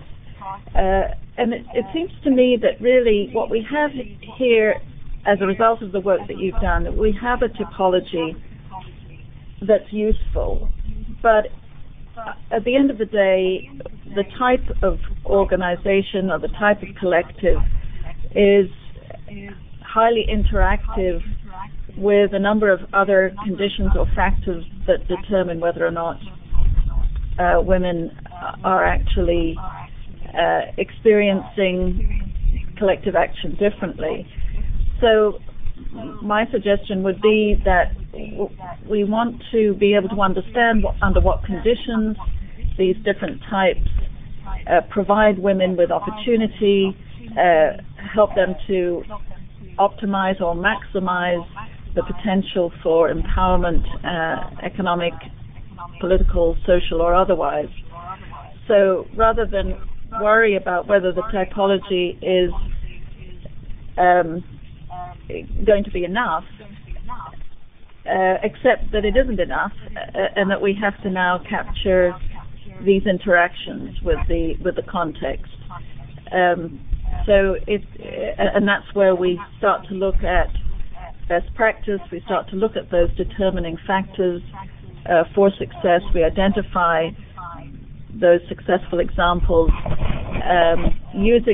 so it becomes an interaction between determining factors and these particular types of women's collective action.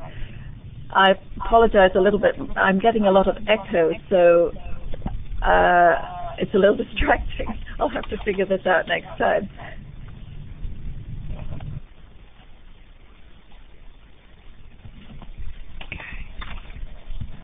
Thank you, Alison. Are there any other comments?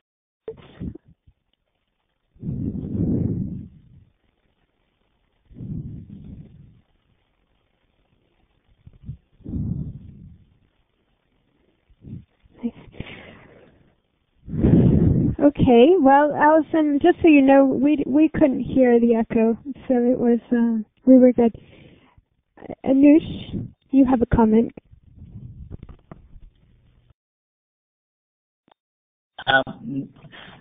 I guess one of the challenges that just slightly just adding on to my presentation and reflecting back on Sally's presentation and the comment that Yogesh had made earlier. What we have found in microfinance is this, especially microfinance and even mixed function, especially cooperatives, is that second tier and third tier institutions are also very important areas to understand and study. A lot of functions that primary groups don't do, secondary groups do or do badly. And there is a lot of interplay between those two institution forms and hierarchy.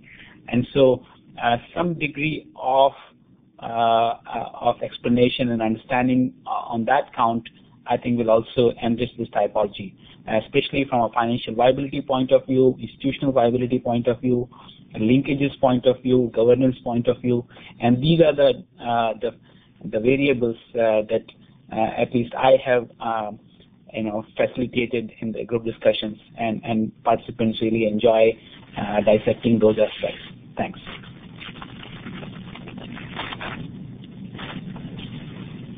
Thank you, Anush. Mary, over to you. Thanks. Just wanted to say thanks very much for including me. I've been involved in value chain and enterprise development for so long, and I think we struggle to do a better job helping these very valuable tools to reach women, particularly low-income women. And we have instances and exceptional programs that have worked well. But the field in general doesn't do a good job systematizing those lessons. And I think that's where typologies really help people. I mean, the program design framework that Anuj is sharing with you was developed in CARE, I don't know, maybe 15 years ago or longer. And it's evolved and changed, but it's been so helpful to help people who are designing and implementing programs to keep these bigger picture, complex issues in mind and to actually implement programs that are more community-driven. That's, I think, where I think the typology can be really helpful. And the one thing I would encourage you in this research, and I'm sure you're doing it in many ways, we're just perhaps not hearing about it because we've been sort of talking theory these last two webinars.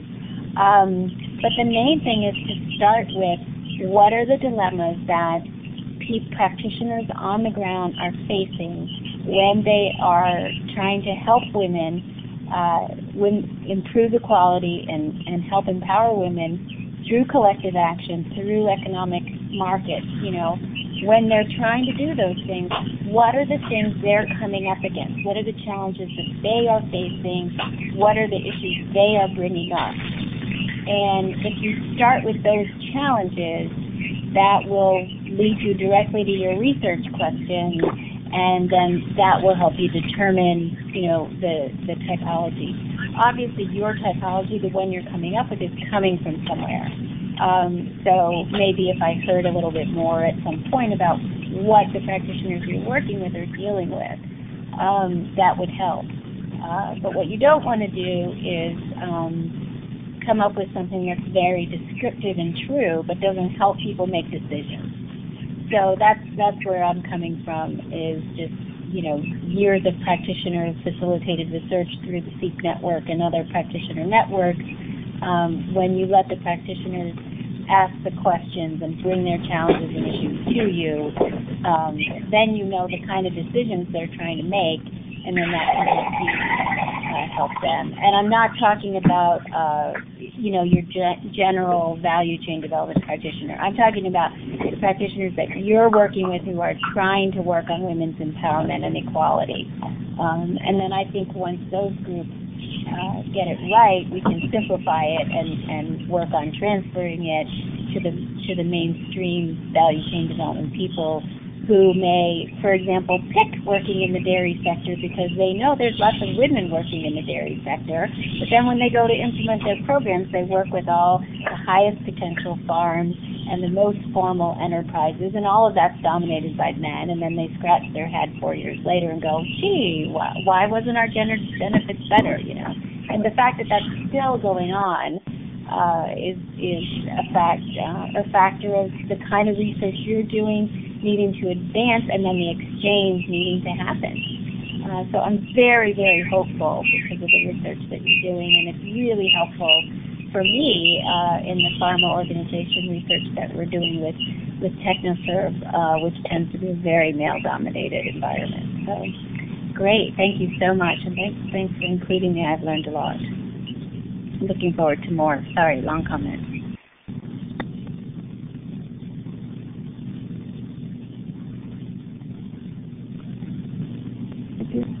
Hi, thank you, Mary. It's great to hear your comments.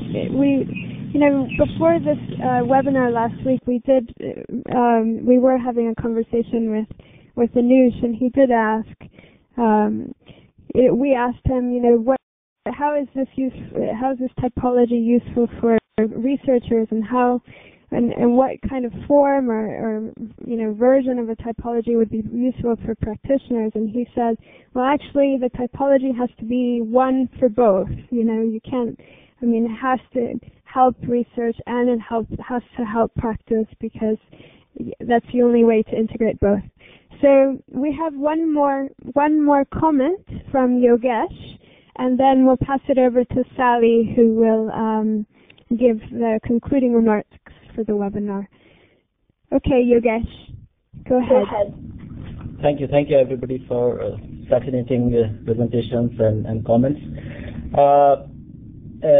Actually, Mary and I and Anuj, we have been working on a project with TechnoServe, where we are developing 5 case studies on pharma organizations in different countries that TechnoServe works. And the framework that we are using is basically focuses on three critical issues.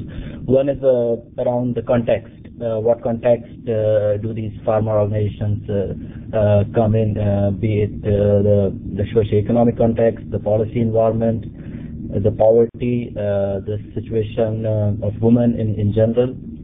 And the second factor that we looked into was programmatic issues, the different programs of development organizations. And the third aspect that we looked into is the former organizations themselves, be it the primary level organizations, secondary, or the national farmer organizations. But one issue that we came across in the farmer organizations themselves was the clarity on primary objective. So if it's a self-help group, the primary objective is saving and credit, or giving loans to the members. So the same primary objective cannot be for a marketing group. So there might be, within the self-help group, there might be some members who are working in cocoa, but some might work in some other staple crops. So the same primary objective can't be there for the marketing group as well. So I think a clarity on the primary objective is very, very critical when we talk about different typologies. And also, similarly, the primary objective is different for a second-tier organization and a third-tier organization. So I think in different types, the clarity on the primary objective is very, very critical, and also the the function actually should inform the form of the organization. It's the very like basic management philosophy, but I think that applies to the groups as well, where the function actually should define the form of the organization. Thank you.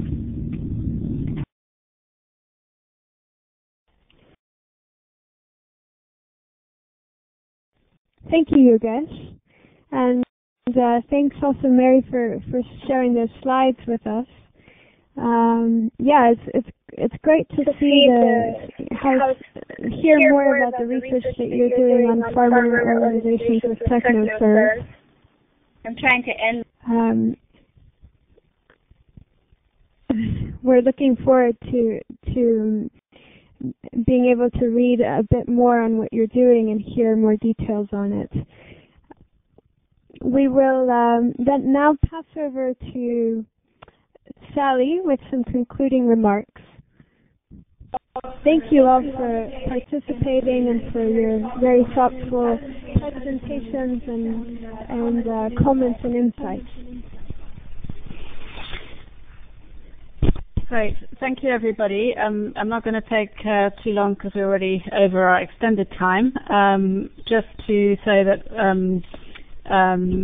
we'll be sharing a summary of this discussion, I guess, on the wiki as well as by email. We will use these comments to further work on the typology, both from the perspective of how we're going to use it, and how does it link to the research questions. Thanks, Mary, for that, making that linkage, which was also part of our background thinking, but something that we need to make more explicit.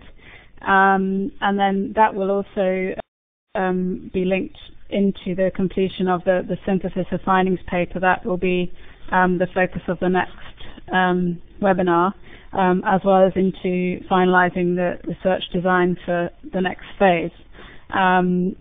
If you're interested, Mary, we can share some of the thinking we've already done about the research questions, which I think is in our report of the International Advisory Group, which may give you a greater sense of that.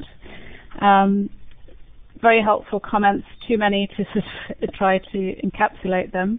I guess the clearest thing that everyone is kind of converging around for me is that the sense of the typology in and of itself,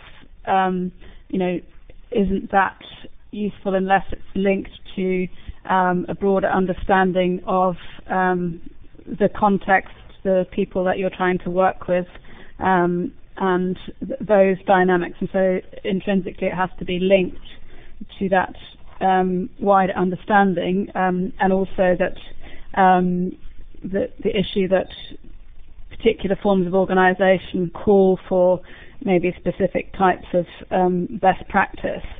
I think I'll leave it there, but obviously by emphasizing that, I'm suggesting that that's something that we might want to think through more as something to develop. Thank you very much, everybody, and look forward to further discussion and comments soon. Thank you, everybody, and we'll be in touch, and we look forward to seeing you again on September 20th on the next webinar on synthesis of findings. Thank you. Thank you, everyone. That was wonderful.